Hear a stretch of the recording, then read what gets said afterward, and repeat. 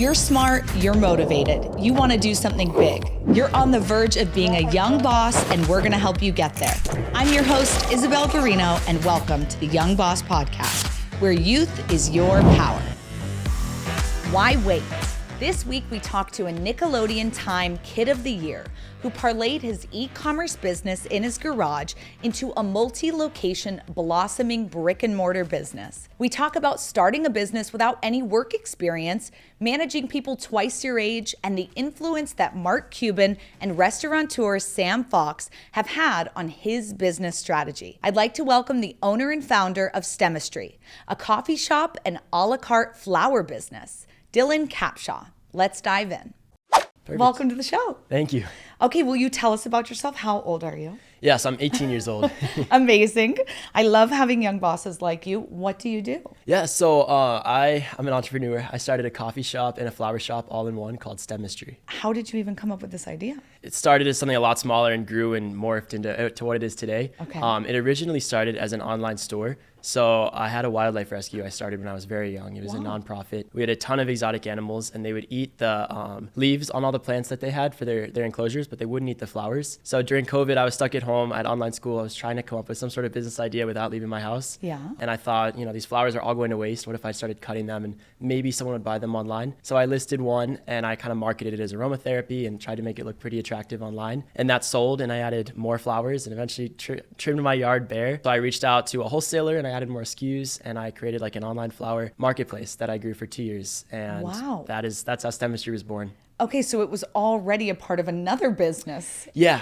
So it started just purely online. I really wanted to start selling something from my house. Drop shipping was so big, but this was a little more personal because I was just sitting in my garage boxing every order. Yeah. And I ended up having in 2 years 12,000 sales. We had huge figures of revenue. I had very little overhead. It was an incredible business. So I said I want to keep growing this. I want to mix in coffee and open a brick and mortar and have a place where people can actually come in and visit. Incredible. What about coffee did you want? Why coffee and flowers? Yeah, a lot of people ask. The flowers were a hit, but flowers are not necessarily something I've always really been passionate in or something I enjoy working with too much. Although over the years, I've grown a liking to them a lot. Yeah. I mean, who doesn't like flowers? But coffee is something that I've really loved always. I mean, when I was 13, all I wanted for Christmas was an espresso machine. Really? Yeah, I've always loved coffee. I love the art of making it. Okay. I love the art of learning where it comes from and the history of coffee. Yeah. So I loved coffee, and then I had this flower business, and I thought there's a lot of flower stores, a lot of coffee shops. There's none where the two are together. No. So I want to open something that's unique and gives us that edge where we can stand out against our competition.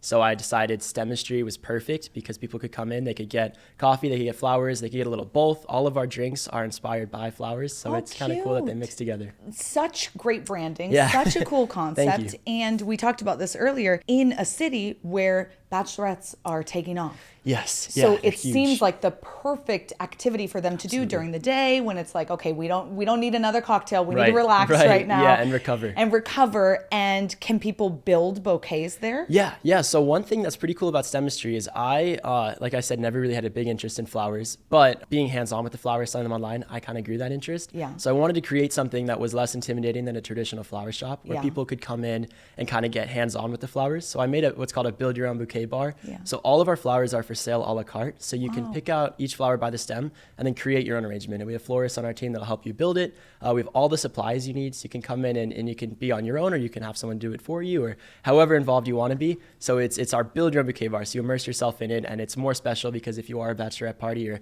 a corporate event or a private event, you come in and it's a fun activity. You can get your coffee and your food and spend an hour creating arrangements. So cool. I absolutely love the concept. Thank you. So you kind of have an entrepreneurial spirit because this is kind of your second business there. Yeah. I've had a lot of things in the past, big and small. When COVID was big, I had a vending machine company called the Sanitation Station where I sold masks and PPE products out of it. We were in the Scottsdale Quarter. Genius. And some high schools. Thank you. So that was kind of one small thing, and each one led up to the brick and mortar, which I eventually ended up opening at 16. So it was incredible. It was very challenging hiring staff and everything, but it was incredible. Let's talk about that. Brick and mortar is a beast, right? Yes, so many people looking to start businesses, they do start online. right? Because it's seemingly easier. Okay, I don't have to have the real estate. I don't even know what that looks like, the contract. Right. How did you raise the capital to do that? Or did you use your own funds? Yeah, so the reason I ran the business online for 2 years is my goal was Stemistry all along. I didn't think it would be what it is today, but I wanted to have some sort of retail space in person people could come into. And it took me 2 years to hit the amount of money I needed to be able to open that. So it's fully self-funded in that sense. I've needed to take out small loans as we expanded over the years because we've grown fast, but brick and mortar is definitely a whole nother world. I thought after 2 years online, I knew all the ins and outs, and brick and mortar was an entirely different experience, having to work with a team and not be by yourself, and all of a sudden having overhead and bills to pay. It was a lot, but I'm very happy I made the decision. Okay, I'm sure the stress was like, oh my goodness, Yeah. all the while you're in high school doing this. Yeah. I didn't know whether to be stressing over the math test or my rent coming up. It was fun.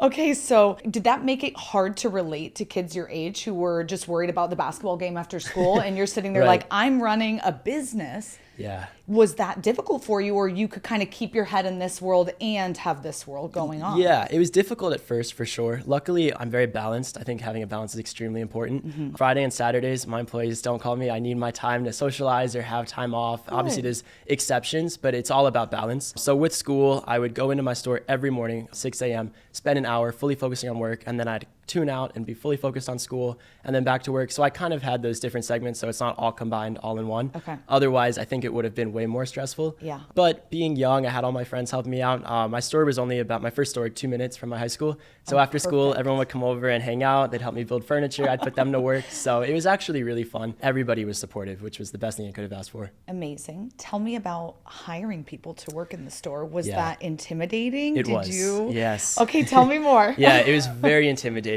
I loved working by myself, having my own hours, and when I was in the garage boxing, and all of a sudden I needed to have a staff running the store while I was in school. So when I signed the lease, I was 15. So I started job interviews at 15. I would literally have my mom come and drop me off a little early and take off, so they thought that I drove there. And then I'd have the employees meet me in this store that was completely empty pretty much. I was just getting construction started, and a lot of people walked in and thought that something was going on. Like, they did not think it was real.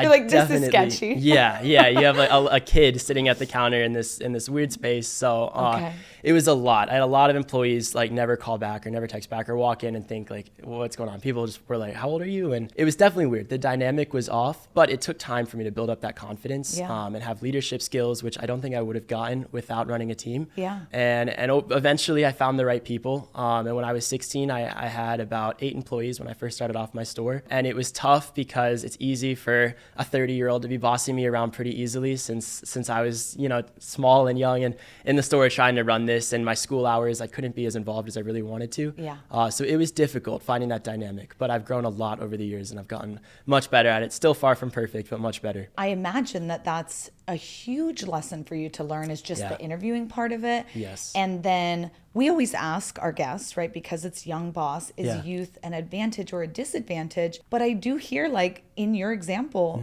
it was a disadvantage for you when you were doing that initial hiring. So tell me about that. Absolutely. Because has it become an advantage to you, or do you see it both ways? I see it both ways, 100%. It was definitely a disadvantage in terms of interviewing and hiring employees. It's not traditional, and it was rough because I had never had a job before, so I didn't know how payroll worked. I didn't know anything about hours and clocking in and clocking out, so I had to teach myself all that. Watched a ton of YouTube videos on how to be interviewed at a job. That way I could be conducting job interviews because I didn't know what to look for. Figure out the questions to ask. And once I got a team, I was able to kind of, like I said, build up my own confidence and try to manage. But I've had plenty of employees in the past just straight out try to like take over and do their own thing because it's easy to do that. And that's where I've gained that confidence. So in terms of hiring, it was definitely a disadvantage. It was an advantage in some ways because I was under 18. I couldn't sign legal contracts. So those things got me out of situations. I signed like with a company delivering our rags. I was stuck in, I think it was a 4-year contract, but I signed it at 16. So I was like, well, this isn't valid. And I got right out of it. So that was an advantage for sure. And also as far as media and publicity goes, being young really helps give you that edge over your competition, which is nice because people love seeing young entrepreneurs and young bosses, and people want to support that and highlight it. So it's helped a lot in terms of getting attention out there and just kind of being an advocate advocate for other young entrepreneurs around the Valley. You've literally gotten international and national recognition for Yes. this, and that is incredible. So tell me, have people been reaching out to you for that, or is it one of those things where promoting it as, you know, I'm in high school and I own this business, or I'm a teenage boss? Has that kind of attracted the attention? Definitely both. I get a ton of people reaching out saying they've heard my story and they want to talk about it. Now I'm finally 18. I have employees reaching out to me and saying, you know, we love Stemistry, or potential. We love Stemistry, people wanting a job at Stemistry, where at first it was like, Stemistry's so new, nobody knows what this is or if it's going to take off. Yeah. So it's definitely changed a lot, and the publicity and the media attention has helped a ton. Yeah. And at first I would try to hide my age a little bit because I wanted to be taken seriously. I wanted people to come in and just think it was a completely normal store. And even with my employees, I'd pretend I was out of college and I just look young. But over the years, I've learned to embrace it and to show, you know, I am 18, I do have the store, and it's so much fun, and try to inspire other people. Yeah. So I've had that shift in mindset, but it's definitely something that has helped, and it's been fun. Okay, you've mentioned college. Yes. Are you going to go to college? So college was a huge question. Right. It's like you're already doing the dang thing. You're Do you right. need to go learn how to do what Absolutely. you just learned? But I'm not trying to discourage you. Tell me. Yeah. So, well, sophomore year, I opened up the store and I said to my mom, there is a 0% chance I'm going to college. I have this store now. I have employees. This is what I want to do. I am not going to college. And that was hard for her. Okay. And she thought I was delusional. It was already hard enough getting them to agree with the lease and help me co-sign and everything. Yeah. And now I was saying no college. So it was a lot. By junior year, she came to terms with it. I had 2 stores at that point, and she said, you know what? You don't need to go to college. If you're doing what you're doing and you enjoy what you're doing and you're going to continue on this track, it's not like I'm going to get out of high school and play video games all day. Right. So she finally agreed and said, college isn't something you need to do. And then senior year, I said, you know what? I want to go to college. You flipped the script. I flipped it. Yeah. I think it was as soon as she agreed that I didn't have to go, I was like, well, no, now I want to go. So that's how it works, right? Yeah, always. But I figured I've been able to do this in high school, which is a very strict schedule. I mean, 8 to 3 every single Monday through Friday. It's high school is a lot. College, I knew I'd have a much more flexible schedule and more time. So I thought I've been able to get good time management skills, or at least enough to be able to run these stores. College will help definitely teach me some things and keep me on a good track while I continue to run these stores. And whether or not I graduate is still up in the air, but I'll definitely start it. So I'll be starting at ASU in the fall. Congratulations. Thank you. I was also a Sun Devil, so Okay, good luck to you. Awesome. It'll be a lot of fun. Thank you. Let's talk about then your parents. Were they on board with this the whole time? Did you have to convince them in the beginning? Talk to me about that. Yeah, that was the hardest part in Stemistry's history. When I was shipping online, they knew I was in the garage every single day after school for 6 hours, and the mail truck would come and load in hundreds of boxes. It was an operation, but they never really saw the finances. So eventually I sit down with a PowerPoint presentation and I said, this is where I want to take the business. I want to go brick and mortar. I can continue to pay my rent and employees if we continue these sales online. So it doesn't even have to be a big success. Yeah. I was just getting to be too much for me to be shipping out of my garage. Yeah. I wanted help. I needed to delegate. And it took a lot of convincing. If I could have signed the lease myself, I would have, obviously. But I was 15, so I needed them. So once I showed them my finances and they kind of saw that, you know, it was a real business, they were way more on board. So we got a business attorney, was the best decision. And it was a lot, but we got everything sorted out. And once we signed the first lease and they saw the store and they saw me do my work, they kind of took a step back and they've been extremely supportive ever since. Incredible. Are they entrepreneurs? Yeah, my mom is. She's a dentist and she's been starting practices. So okay, good. So you had a little bit of seeing that also with her. Absolutely. Yeah, she manages a very big team, so she's helped a ton in terms of questions with payroll and hiring and all of that. So that has been a really nice resource. Do you have siblings? I do have a younger sister. Okay, I'm assuming she looks up to you a lot for being able to do this. Yeah, she'd never say that, but probably. Yeah. She needs to say that, okay? Yeah, right. Shout out to you, little sis. Yeah. Well, that's amazing. And even your friends, your life looks a lot different than theirs. Absolutely. Have you had friends who are being haters about it, or is it mostly everybody really supportive? Yeah, I mean, there's definitely some people that aren't as supportive, but a lot of my friends, and it helps you find out who's a real friend. Yes. A lot of them have been extremely supportive. I mean, extremely supportive. Anything I need, they've been there. So it's been awesome. And hopefully some of my friends look up to it. And I think I've encouraged some of my other friends to get into business and start jobs. And a lot of my friends are entrepreneurs as well in little things here and there. And I'm always available as a 24/7 resource. Any questions? That's awesome. I love inspiring others and kind of, creating a roadmap if people aren't sure how to get to their idea. I love that. Okay, what is the future of Stemistry? You're at 2 stores. Are you opening a third? Yes, yeah. So my initial goal for Stemistry, which I told that my business attorney, I said I want to open 1 store a year, and he said there is no way. That is so rigorous, and you need to really scale a business responsibly, which is absolutely right. One of the coolest people I've ever gotten to talk to, Mark Cuban, gave me a piece of advice, and he said the number 1 rule in business is not expanding too fast. Grow within your means. But my Scottsdale store, I ran it for 1 year, and it was incredible. We had steady growth. We had a ton of publicity. We had a ton of social media influencers and TikTokers and Instagrammers coming in, and sales were amazing. So I got an unbelievable opportunity in downtown Phoenix in the historic Heritage Square to be in one of the historical buildings in Phoenix. It was built in 1899.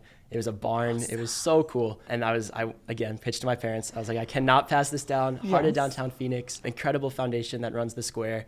And it's in a city park, and I ended up signing on that lease, and that was our 2nd store downtown Phoenix, and that was our 2nd year, and now we're on year 3, and another incredible opportunity presented itself in South Scottsdale on McDowell, and this is going to be a full build out. So it's a new apartment complex that was just built called the Roadrunner. Oh. Yeah, and we're going to be on the ground floor. It's full build out. It'll be our largest store, our most customized. It'll be really nice, and that's going to be opening very early August, so it's coming up. Really exciting. I see the future for this becoming a franchise. That was my initial goal, yeah. I would love to continue expanding, eventually outside of Arizona. I think California would be amazing. Yes. I'd love to continue spending around Arizona, though. Obviously, I love our state in this area. It's been so much fun growing it, though. It's taught me a ton, and yeah, I'd love to continue growing the stores. And with each store, we solidify our operations a little more, and we get a little better. So it's constantly about improving. Okay. I really think that would be. I like see this. I'm like you can have it all across the country. Right. And I have a good franchise connect for you. He'll teach you how to build a franchise. So I'll give that to you. Okay. What's one thing you wish you knew before starting your entrepreneurial journey? That's a great question. I would say knowing that you're going to make mistakes. Not everything is going to be the right answer. I have definitely made some mistakes in starting my store, and each one is super hard. It's very discouraging. It's easy to think that it's the end, or that you're not going to get past this, or have those negative thoughts. But knowing that making mistakes is part of the process and you learn from each mistake is very important. And I know that now, but at least first starting off, there are a lot of struggles and challenges. So just knowing that you're not always going to have the right answer, you really have to find your way. Especially in a business like this and at a young age, there's a lot of stuff you have to do that's not traditional. So it's important to just kind of be resilient and continue to bounce back. Are you ready to unlock your full potential and achieve your career goals? Subscribe to the Young Boss podcast for weekly inspiration and practical advice. Keep listening for more tips and tricks. Now, back to listening. What's one of the biggest mistakes you've made? Biggest mistakes. Luckily, I haven't had anything like catastrophic. Huge. Yeah, one mistake, not even a mistake. It was just sort of something that I thought this could do well, and it didn't. We get a lot of women in our store. Like we were talking about bachelorette parties. Right. We get a ton of like mom groups. So I found a really unique and cool jewelry company, and I thought it would be cool to have some jewelry in the store. Their minimum was very large for a wholesale order. So I invested a lot in a jewelry case and all sorts of different jewelry and styles, and built a whole corner of the store for that. And we have probably sold 3 pairs of earrings since I've done that, which was like 2 years ago. And I'm stuck with a lot of jewelry if anyone wants jewelry. So that was one thing where it was impossible to know what your trying. girlfriend's getting for Christmas. Yeah, right? That's what my mom's, every single gift from my mom has been jewelry. So that was one thing where, hindsight's 2020. It would have been nice to know, don't spend all that money on that. Yeah. You're going to be stuck with it, but it's impossible to know that trying. So just one thing. Yeah, that's a good one. Yeah. Okay, how you talked about hiring and just trouble with employees along the way. How do you level with somebody who's working for you, but maybe they're twice your age and they are trying to tell you that they know better? Yeah, it happens a lot, and it's very difficult, especially when I was first starting off, because I didn't know if the business would be a success or not. It was a complete gamble. I just put in my small life savings into this. And I really wanted it to be a success. And I had employees that were parents and employees that were like 3 times my age that were telling me like, no, that's a bad idea if I had something, and we're going to change it and do this, and kind of steamroll over me. And it was a lot. I think a couple times I probably had to have my mom come in. I was like, can you please go let this person go for me? It's so hard. And that's helped me build up that confidence. She's your HR. Yeah. I used to have a business consultant as well. Okay. Who taught me a lot. So really people like that with that mindset, it's hard to kind of mold them into what I'm thinking. We just stonewall each other, which is something I learned to look for in interviews. Now I ask the questions where I can kind of get that out and see the signs ahead of time. So my interviews, at first I was thought it was just a formality. Now I understand the importance of job interviews and how you can really get to know somebody and their characteristics from that interview. And my team right now is an unbelievable team. My turnover used to be somewhat high because I was trying to find people that fit with the business. I still didn't know what I was looking for. I would hire a lot of younger college students and they were just kind of job hopping. Now I have an unbelievable team. My turnover is practically nothing. I've had the same team for a long time. That's great. Yeah, and everybody aligns with each other. So it really just took some time to kind of figure out what I was looking for. Yeah. What's been one of the biggest challenges that you've faced and how did you work through it? There's been a lot of challenges. As far as challenges we faced, like when I first opened my Phoenix store, I had to deal with running 2 stores, which if I thought one was hard, 2 was a whole new world. All of a sudden I had 2 different sets of inventory and 2 different employees working at the same time and different spaces and different delivery schedules needed. And we obviously have a lot of live flowers, which is a whole operation in itself. Are you still growing them in your backyard? Unfortunately, no. That once I started scaling up online, nothing was left. So I've worked with the same wholesaler since I was like 14 and they're amazing. They're in Phoenix as well. And they've just taken me under their wing. So they've helped a lot with all my questions. Those relationships and contacts really matter. But I think kind of having those 2 stores, that was such a big challenge with inventory and managing at both stores, tracking what was low, what was in surplus at one and none at the other. So I had a ton of outages where half our menu would be out and the other half we'd so much of. And we serve food as well. I'd have issues with that. So really kind of tackling inventory and juggling the 2 between the 2 stores and 2 sets of shifts was a lot.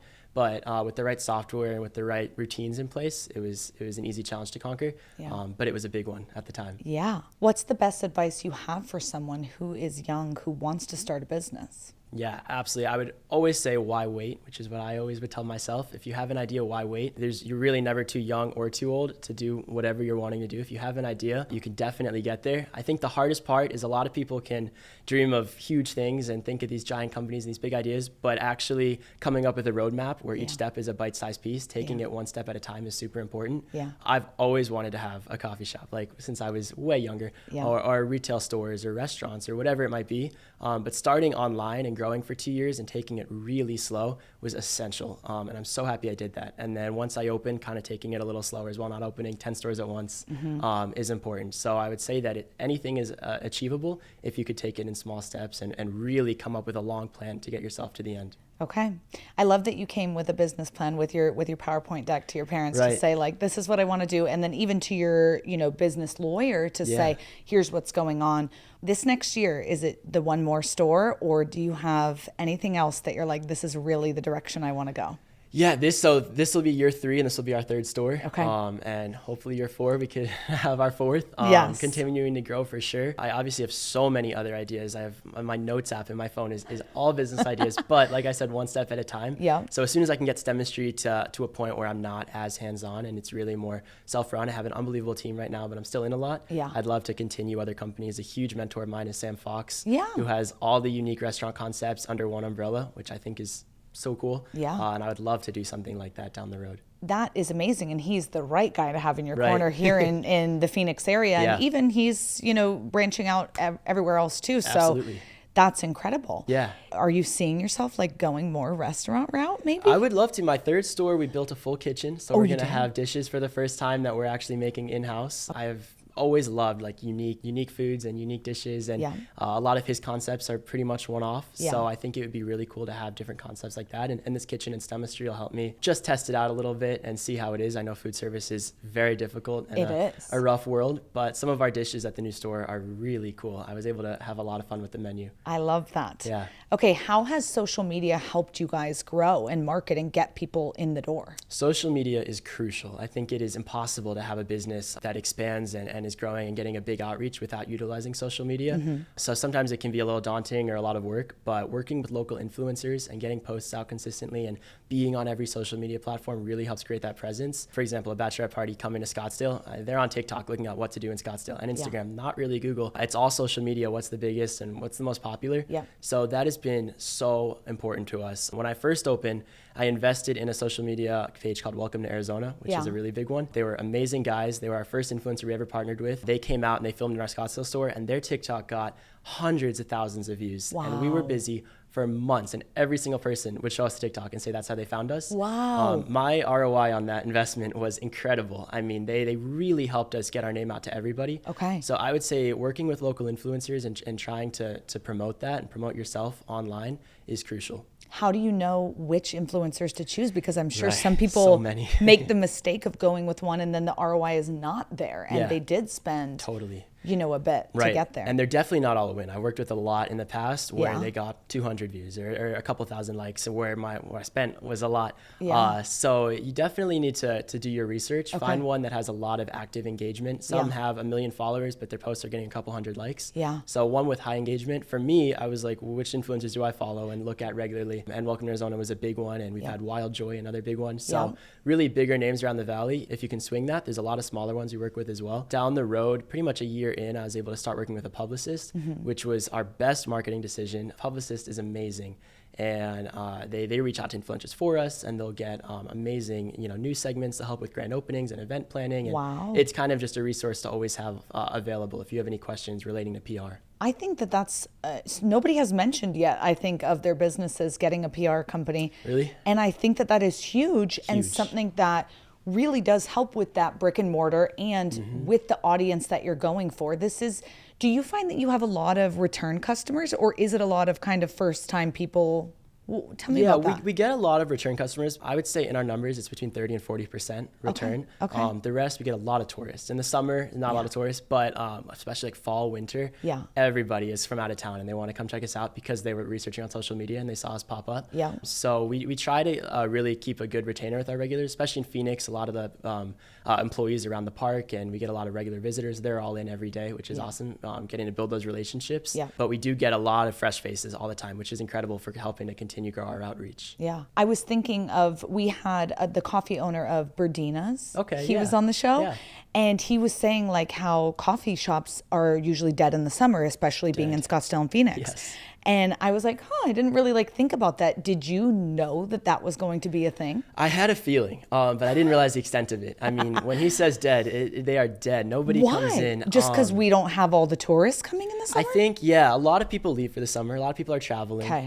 They're pretty much no tourists. And when it's 100 plus out, some people aren't looking to go and get out and do something. Yeah. It's kind of like the dog days. It's a lot slower paced in the summer. Yeah. In our Phoenix store, we're in a city park. So we're just out. We're a brick building in the park. It is empty. So the coffee shop that was in that building before us, they would close May through August. Whoa. Every year. And when I was signing the lease, the people said, just a heads up, the last shop closed for 4 months a year. And they told you that? Yeah, because they said when you're planning out, because I signed in March, so they were like, you have a lot of expenses coming your way. Make sure you plan because it might be slow. Yeah. Working with influencers, working with a publicist kept us afloat for sure, and I was able to avoid that. Okay. So our summer hours were shortened a little bit each day, and we're closed Sunday and Monday when we're normally open 7 days a week. Yeah. That was June 1st, and then we ended August 5th. So just for 2 months, but I really didn't want to close entirely. Yeah. But it does slow down a lot. But promos and continuing that outreach help a ton. We've been working a lot with the community. We'll do events where when it's over 100 degrees, we have discounts on our red and yellow flowers. Okay. We've done discounts with our ice drinks. So we really try to work with it and kind of promote it, especially during the summer. And we've been able to somewhat avoid being entirely dead, but it is slow. Yep.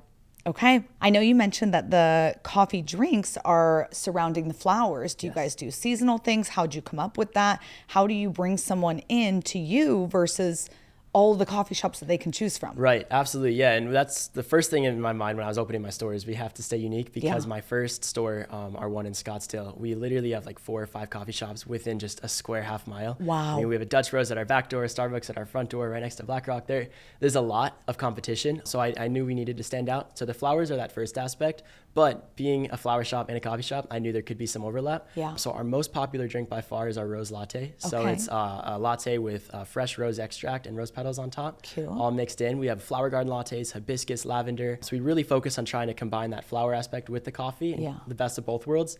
And we also focus on presentation. So a lot of coffee shops, you walk in, you get your cup to go and you're out. Or even if you are sitting in, it's to go.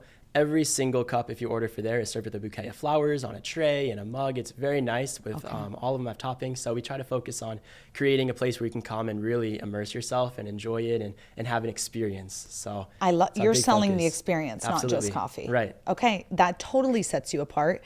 And it's a lot cuter than the Starbucks cup. Yes, thank you. Okay. What makes more money, flowers or coffee? We definitely sell a lot more coffee in volume. Really? I mean, everybody that walks in gets a coffee, if not flowers. At least they all are getting their drink. But flowers are a lot more expensive than coffee. Okay. So it's really close to being down the line. I do think in the summer it's all coffee. But for the most part throughout the year, flowers beat it a little bit because it's easy to walk in and spend $80 on a bouquet where coffee's $5. Yeah. So those really add up. But during the summer months, a lot of people are just in there for coffee. So we kind of shorten our flower stock. And then peak season is like fall through winter. Everybody wants flowers and there's so many things in season. Yeah. And I really try to keep unique flowers to also help us stand out against other flower shops. So we try to have a unique and fun seasonal selection. That's awesome. Has there been any really fun or cool groups or events that you've done that you were like, oh my God, we're going to do that again, or we'll never do that one again? Well, yeah, all trial and error. So we've learned a lot. We've done, I love doing classes where we have a bunch of people come in and we'll have our florist, our event florist in there, and he'll teach a class and explain to everybody, and you get to leave with whatever you built and the skills to build it next time on your own. Yeah. We've recently networked and we're starting to do mobile events. So tomorrow we're doing a big event for a local real estate conference where we're catering a completely customized health menu focused on nootropics and brain boosting coffee, slower caffeine absorption. So it was really fun getting to custom build that menu and tailor it to their event. So we're starting to grow out more in those areas now that we've solidified our coffee menu and how our operations go in store. But events are amazing because it helps us bring people in, it helps us go out and meet people. It's a ton of fun. So I love that. I presume that there's a lot of different groups that would love to work with you guys. So yeah, it's been really fun. Absolutely. I love it. What does being a young boss mean to you? It means to me, I mean, more than anything, showing other people what's possible, inspiring others. Every single time I'm able to get in front of a camera and microphone, I love to encourage others to do the same thing and whatever they're passionate about. So I think, first and foremost, it's setting a role model and showing people what can be done, but also showing that as a young person, you can achieve something and you can manage a team and overcome all the challenges that I faced and many more that I was lucky to avoid.